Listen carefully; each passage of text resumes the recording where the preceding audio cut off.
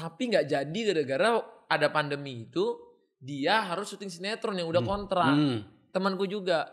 Dan di saat yang sama aku dapat beberapa nama hebat-hebat. Tapi kita terpilihnya yang kita pilih adalah Rizky Bilar. Kenapa itu?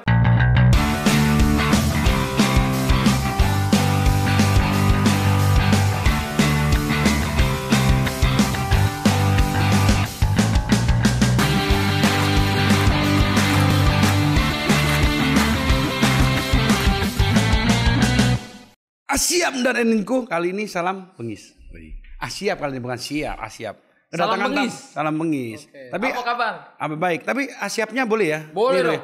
Asyap dan Eninku salam bengis gitu. Biasanya kan siap.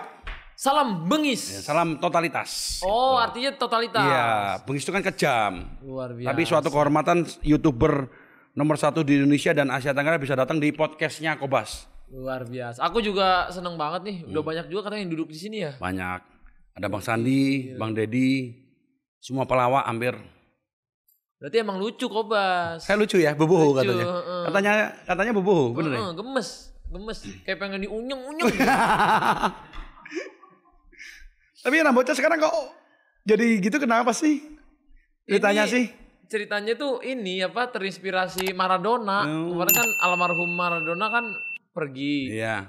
Wah keren juga nih rambut coba kayak Maradona. Sama kayak pas saya main di Asia Men kayak begini juga. Asia memang gini juga? Tapi pas Asia Men tuh rambut palsu. Ini rambut asli pertama kalinya seumur hidup begini. Widih. Tapi BTW kenapa ada logo A ya di sini? Loh mana?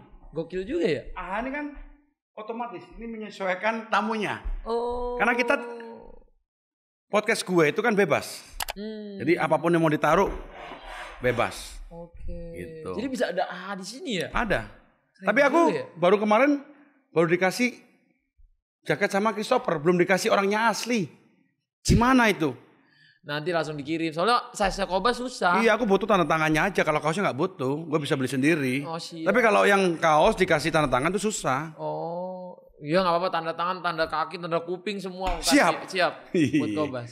Jadi aku kenal dan Atta ini, ya kalau kita kan di podcast gue itu kan Kumendan ya. Kumendan. Ya, Oke. dan Atta ini waktu kita ke Mas Rian ya Mas. Iya, lagi ke Mas Rian The Massive.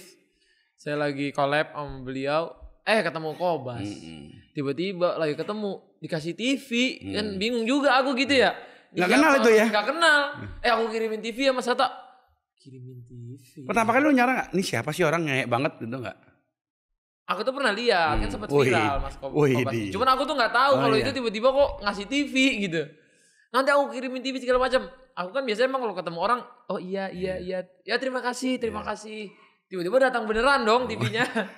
Dan TV-nya itu berguna banget buat aku gitu. Bisa nulis, aku meeting bisa pakai itu gitu loh. Iya, karena setelahnya aku ke rumah Mas Atta itu ternyata sebelumnya pakai whiteboard. Whiteboardnya dipinggirin ternyata ya. Aku itu orangnya suka banget nulis meeting gitu. Aku suka bikin konsep apa gitu. Kalau sebelumnya kan tinggal hapus lagi ya. Kalau sekarang kan set. Itu kerennya. Jadilah terjadi hubungan sama Kobas. Iya, Keren ya Kobas ya? Keren banget.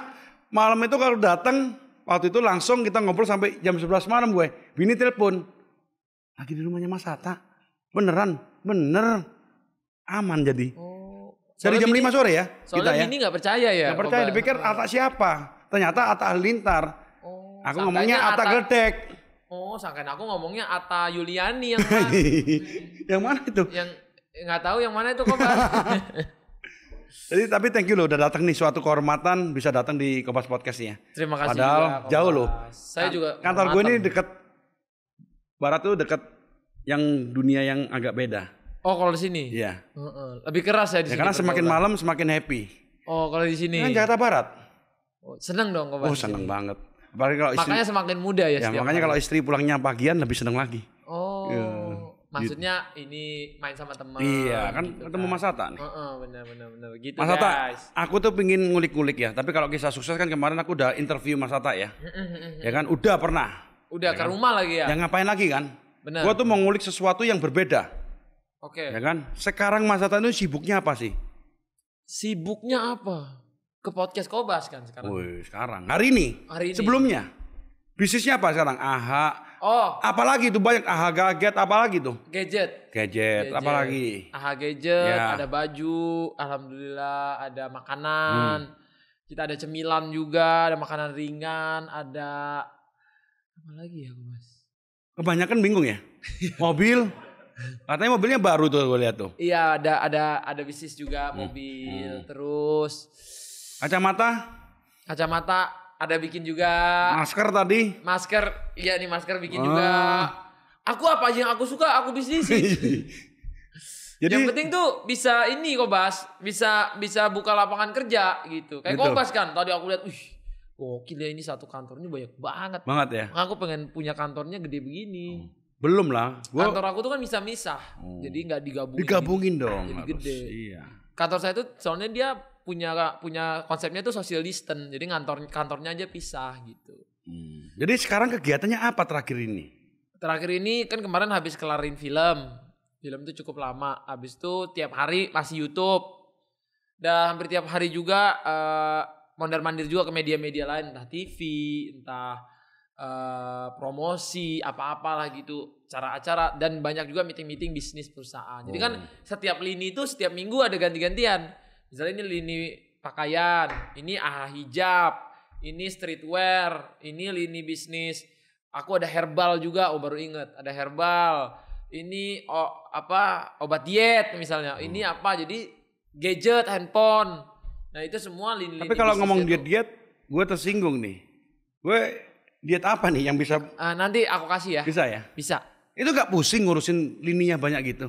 Pusing sih sebenarnya. Cuma kan mumpung masih muda kan. Kalau ini Kobas aja umur segini masih semangat. Oh semangat dong. Perutnya aja masih kempes. Gimana kempes kayak gini bos?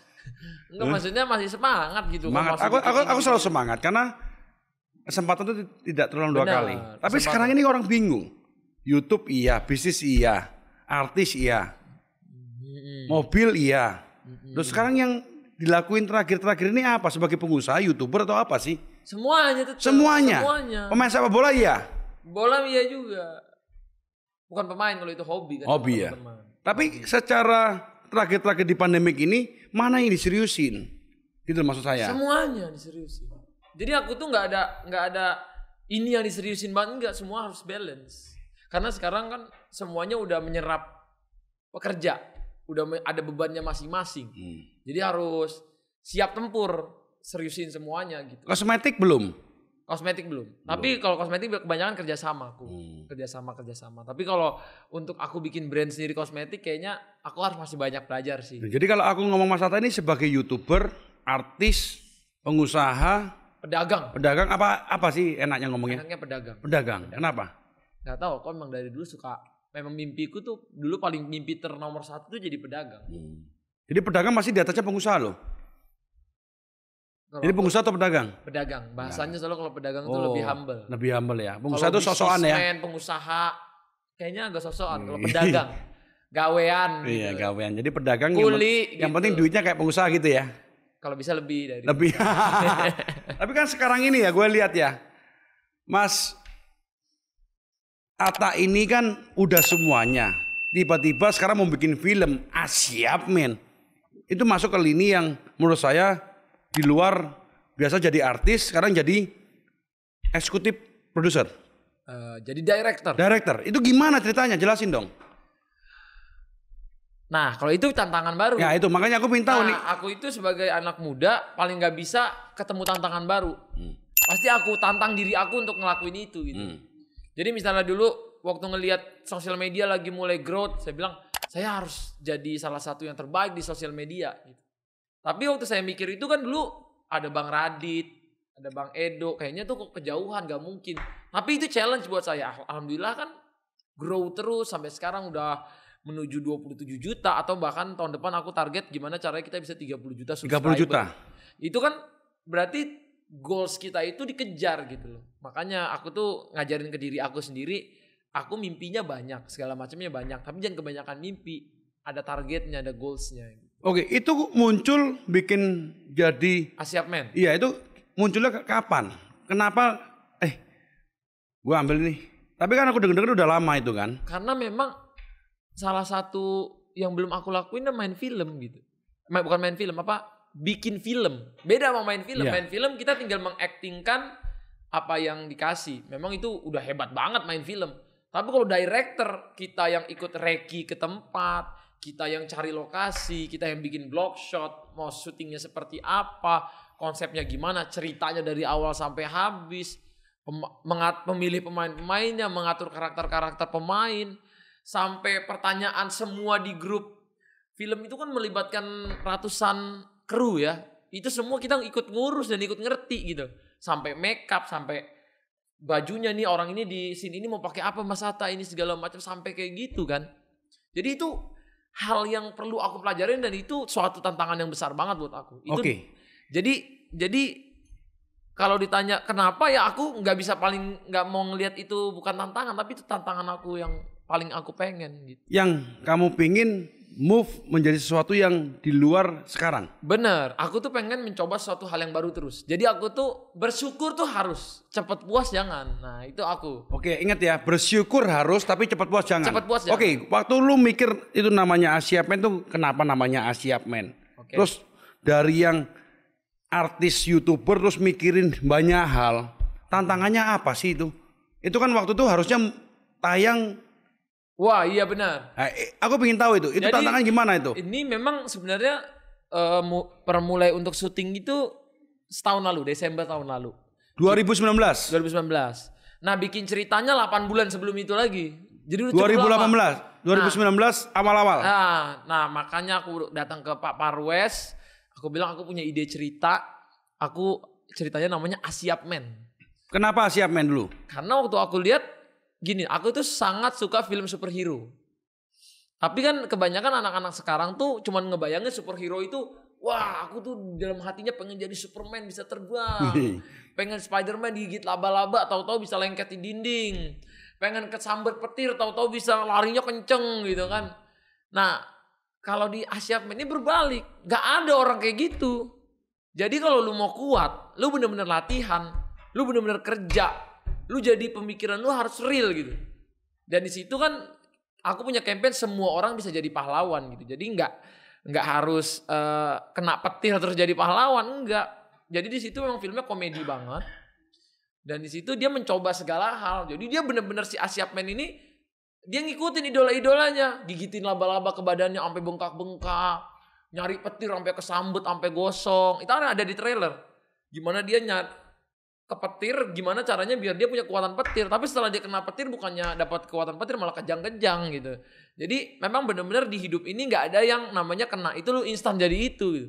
Lu harus kerja keras, kerja cerdas, harus tekun, harus dedikasi apa yang lu mau gitu. Baru lu jadi seseorang yang bisa dibanggakan semua orang. Jadi film ini mengajarkan edukasi untuk menjadi seseorang yang berhasil dari dibully. Memang si Asiap ini karakternya agak dodol. Kelihatannya tuh kayak bodoh dia. Dia tuh nggak terlalu pinter, nggak apa, tapi dia semangatnya tinggi gitu. Namanya tuh Zul, nama karakternya. Jadi lu nyindir gue juga sih. Gue nggak terlalu pinter tapi semangatnya tinggi. Iya sama sih gue juga. Kayak sekolah kan gue. Aku bener loh. Aku juga loh. Aku tuh orang yang kurang pinter tapi semangat tinggi. Tapi rezeki tinggi. Wah, itu mungkin mungkin saya salah satu Asiap Man juga loh. Betul, Asiap Man. Makanya Ronaldo kan pernah bilang seorang yang punya talenta tinggi akan kalah sama orang yang punya semangat dan kerja yang tinggi. Ya, itu sama aja kalau kita meskipun kita nggak bisa, kalau satu benda keras ditetesin terus, pasti jadi. Karena orang kalau udah punya dedikasi ke satu hal, dia punya ambisi yang kuat, apalagi halnya positif, orang kayak gini nggak bisa diberhentikan. Jadi itu yang inti edukasi yang ada di Asiap Man. Tapi kalau nonton film itu nggak kayak film motivasi, bener-bener kayak lawak gitu. Komedi, filmnya bener-bener genrenya komedi. Oh jadi Mas Hatta ini yang milih semua artisnya? Iya. Itu pernah nggak ada waktu milih, jangan ini dong, jangan ini? Wah pernah, karena pilihan banyak kan. Bahkan salah satu pemainnya Aurel Hermansyah. Oh siapa itu? Siapa itu? Calon bojo. Oh, iya. Empok Nur itu. Itu dia main di Asiap Man seminggu sebelum syuting. Jadi orang udah kelar reading segala macam, tadinya aktor lain. Tapi saya kekeh sama Pak Parwes. Pak sama kodirku dan anak-anak Astrada udah nggak setuju. Bilangnya, "Bang, kita udah terlambat, waktunya nggak mungkin." Saya telepon Simpok Nur. "Aku yakin kamu bisa. Kalau menurut aku ini peluang buat kamu nunjukin ke dunia kalau kamu itu bisa. Dia itu gak pernah mau main film dan gak akan mau main film. Nah ketika di situ aku kasih motivasi terus gimana caranya dia yakin percaya diri sama diri dia. Dan di situ dia perannya kan bukan jadi Aurel Hermansyah. Dia pakai hijab jadi perempuan soleha banget yang di kampung yang jagain rumah yatim piatu. Yang si Zul ini tuh punya ketertarikan hati karena dari kecil main sama dia. Si Zul tuh si Asia Man. Yeah. Nah waktu mencari karakter Aisyah ini susah kan pertamanya. Tapi saya salut banget ketika waktu saya lihat ternyata cocok banget. Tapi itu sebelum ada rencana atau udah pacaran? Udah, waktu mau bikin Asia Man-nya belum deket. Tapi itu berarti ada niat menjadi Narelo supaya lebih deket kelihatannya itu. Iya. Lumayan. Ini kakak ini kita ya. Enggak apa-apa lumayan itunya biar kalau aku tuh suka kalau apa-apa jadi kerjanya jadi bareng gitu. Ini pinter banget sih. Takutnya kan kalau cewek lain ntar gue takut naksir sama cewek lain. Iya, kalau ini gitu. Jelas ya. Jadi berarti udah ada arah waktu mau bikin Asia Man bahwa kan, saya naksir si Mpok Nur. Kalau Mpok Nur nggak jadi gue susah, mendingan Mpok Nur aja perjuangin kan. Aku sampai bilang gini sama dia, nih kalau nanti jadinya cewek lain nih banyak aku adegan sama dia, malas juga enakan kamu kan daripada kamu nemenin doang di lokasi syuting atau ketemu doang jarang, karena syutingnya panjang bro. Dari pagi aku harus karena aku director. Kalau pemain film misalnya kita aktor, oke syuting kamu scene malam, berarti aku tinggal datangnya malam nih jam 6 sampai jam 12 malam. Karena syuting paginya udah dipakai sama aktor ini. Yeah. Kalau director, enggak. Aku setiap jam 4 pagi harus bangun ke sana. Jam 4 pagi? Jam 4 pagi karena mulai set jam 5. Dan sebagai director harus nyontohin yang benar. Harus ngeliatin ke orang-orang benar. Jadi aku standby pagi, pulang paling malam. Jadi sama. Pagi udah ketemu Mbok Nur, malam barengan pulang kan Mbok Nur tuh. Enggak, Mbok Nur rencana gitu rencana malam atau siang. Iya, tapi rencana tadi tujuannya gitu. Awalnya gitu mungkin. Dan jadi gitu ya. Ada cerita lagi. Gimana itu? Karena kan film ini pandemi, kena pandemi. Jadi kita ada free itu 3 bulan sampai 4 bulan syuting itu ditunda. Karena lockdown Indonesia dan pandemi ke Indonesia. 3 bulan sampai 4 bulan. Jadi waktu sama acara itu Mbak Nur udah deket atau udah jadi pacar atau udah memang niat? Deket tapi belum? Deket doang? Belum tunangan kayaknya ya. Iya belum. Wih, jadi itu sarana untuk menjadi tunangan itu katanya. Wah, luar biasa. Ternyata di suatu film itu ternyata ada hikmahnya ya. Ada hikmahnya. Minum dulu. Ada aqua nggak nih? Ternyata, dan ada lagi. Apa lagi? Ada satu pemain namanya Verrell Bramasta. Tahu aku itu. Tapi nggak jadi gara-gara ada pandemi itu dia harus syuting sinetron yang udah kontrak. Temanku juga. Dan di saat yang sama aku dapat beberapa nama hebat-hebat. Tapi kita terpilihnya yang kita pilih adalah Rizky Bilar. Kenapa itu? Tadi aku mau tanya itu. Itu zaman Rizky Bilar. Waktu itu aku belum yakin belum sama Dede Lesti dan itu waktu itu perjuangannya masih berat. Pemain FTV dia cerita di podcast gue gini-gini berat banget. Kenapa lu milih Rizky Bilar? Karena waktu itu aku sama tim tuh ngelihat dia punya aura ya. Aura apa? Aura kasih. Flora dan fauna. Kenapa? Aku lihat ya bahwa aku tadi cerita sama kita ngobrol tadi. Kenapa sih seorang Atta milih Rizky Bilar yang waktu itu belum terkenal? Iya. Waktu itu orang juga bingung gitu. Kenapa kok Rizky Bilar segala macam. Padahal pilihannya kan waktu itu nama-nama hebat juga gitu. Tapi menurutku Rizky Bilar tuh nggak tahu ya namanya feeling hati ya. Waktu aku ketemu dia di lokasi juga kita kan banyak cerita-cerita. Dia anaknya tuh kita sama-sama terbuka sampai aku bilang tentang endorsement, tentang YouTube. Aku ngasih suruh dia malah, bro bikin aja YouTube. Nanti ada saatnya lu pecah bro. Kita sempat ngomong-ngomong gitu. Aku kan kemarin bikin collab sama dia. Kita cita-cita soal itu. Aku tuh persis banget habis Asia Man, kelar syuting, viral. Berapa minggu apa sebulan gitu. Gila ya. Itu berarti kan namanya berkah. Jadi feeling seorang Atta itu ternyata juga terbukti. Amin. Aku memang seneng lihat teman sukses. Aku tuh bukan tipikal orang lihat orang sukses aku iri dan coba gimanain dia, enggak. Aku malah seneng. Malah kita bisa saling support ngelihat dia sekarang viral tiba-tiba. Sekarang aku tinggal bilang sama dia, bro, lu viralnya udah bagus, lu tinggal gimana mempertahankan karya-karya lu. Endurance lu tetap kuat karena kan viral tuh biasanya tahan 3 bulan sampai 6 bulan bahkan sampai setahun. Habis itu kan yang bergerak lagi tuh kerja keras kita, gimana kita mempertahankan posisi kita gitu. Ya itu seorang Atta. Kita belum 1 juta subscriber aja ke rumahnya Atta. Dari jam 5 sore dijamu, dikasih makan, ngobrol sama timnya sampai jam 11 malam. Ternyata seorang YouTuber nomor 1 ternyata humble juga loh. Amin. Saya yang merasa ini. Tapi aku boleh nggak ngomong? Apa tuh? Waktu pertama kali ngajak Rizky Bilar itu dikasih berapa sih? Banyak. Oh, banyak. Waduh, banyak ya? Enggak, belum banyak. Belum banyak. Belum banyak katanya rahasia deh. Ya? Ya, tadi abang aku kalau bisikin suka kenceng-kenceng. Oh, iya, tapi soalnya aku nggak suka bisik-bisik di depan orang banyak. Jadi serius saja deh. Tapi waktu itu masih belum terkenal gimana tuh? Masih murah atau udah mahal kayak sekarang nih? Masih murah waktu itu. Masih murah. Jadi alhamdulillah waktu itu. Iya, kalau sekarang udah berat ya. Tapi salut aku sama profesionalnya dia. Ya, dia profesional banget sih. Jadi walaupun waktu itu dia dibayar murah tapi dia tetap ikut bantu promoin karena kan itu by contract kan. Jadi dia juga nyelesain pekerjaan-pekerjaan lamanya gitu. Jadi maksud aku udah viral pun semoga nggak lupa diri. Jadi tetap stay in the. Oke, aku tanya, waktu milih itu ada berapa orang Mas Atta memilih, akhirnya gue Bilar itu pasti kan dari berapa orang sih? Pilihannya? Iya, pilihannya. Banyak itu waktu itu. Ratusan? Enggak lah. Puluhan? Kan pemain top aja ini. Okay. Ada kita 7. Iya 7. Kan menggantikan Verrell Bramasta kan tuh salah satu top di sinetron. Iya, ikon yang masih muda, ganteng, keren. Ikon sinetron tuh dia tuh sekarang kan. Terus dia memerankan sebagai apa di Asyap Men? Memang perannya itu sebagai orang kaya. Widih. Orang kaya raya yang mobilnya banyak, rumahnya gede kayak istana. Kolam renangnya 2 hektar. Dan sekarang dia udah punya sesuatu itu, udah mendekatin loh. Berarti Asyap Men tuh memberikan berkah juga loh. Cerita.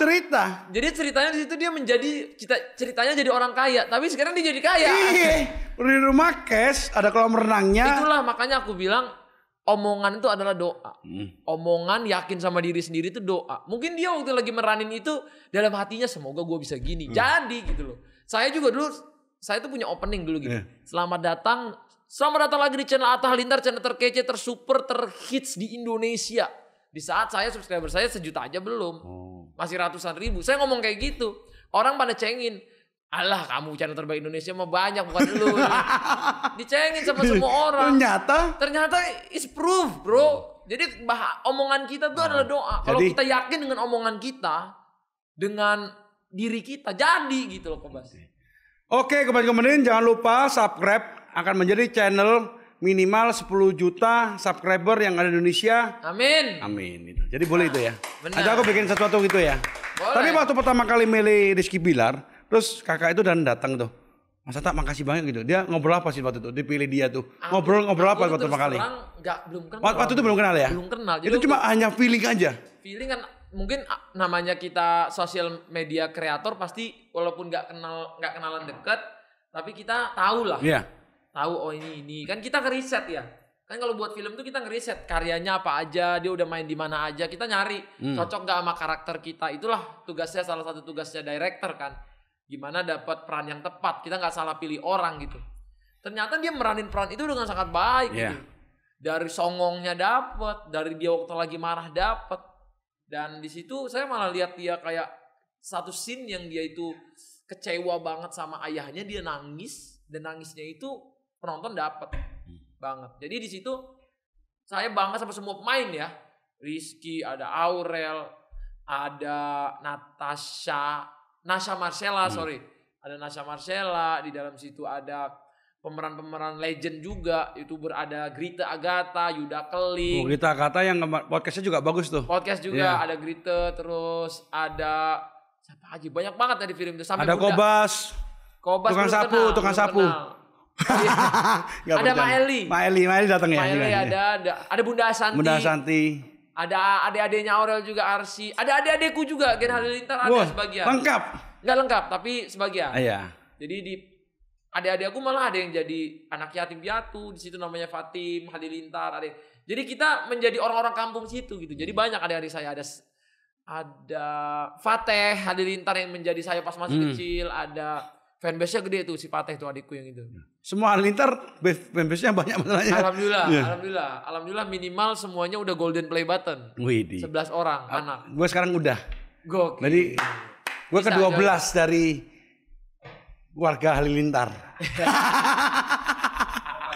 Halilintar. Oke, gue tanya tuh, kapan sih tayang Ayo itu ya? Ayo. Kalau lu tayang berapa, tanggal berapanya jelas. Sebenarnya gue tuh mau undang semua karyawan gue nonton di bioskop. Sebenarnya sih tayangnya tuh mestinya bulan ini. Jangan. Mestinya. Iya. Bahkan mestinya 3 bulan yang lalu tayang. Iya. Cuman the problem is kita ini lagi di pandemi yang takutnya memunculkan kerumunan. Iya. Itu yang kita takutin. Kena lagi, pusing lagi. Pusing juga nanti kalau kena. Iya.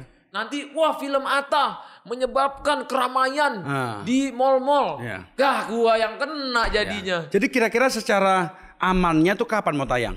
Kemungkinan sih Januari insya Allah. Januari. Gue tanya sekarang, Januari belum ada vaksin. Itu gimana? Resiko untuk lu sebagai... Kan sekarang bioskop juga udah canggih ya. Udah ya? Udah ada protokol-protokol dari antrian sampai kita makan gak boleh di dalam. Di tempat semua ada pembatasan. Mungkin penonton kita gak bisa sebanyak dulu ya. Karena 50% kursi aja udah dibuang kan. Gak boleh dipakai untuk adanya social distance dan lain-lain. Tanggalnya pasnya boleh tahu? Tanggalnya dong. Ko, yang apa? Yang rambutnya kok anyar itu? Yangmu. Oke. Pastinya tanggal berapa? Tanggal pasti sih aku belum dikasih tahu, tapi Januari. Januari awal, tengah, akhir.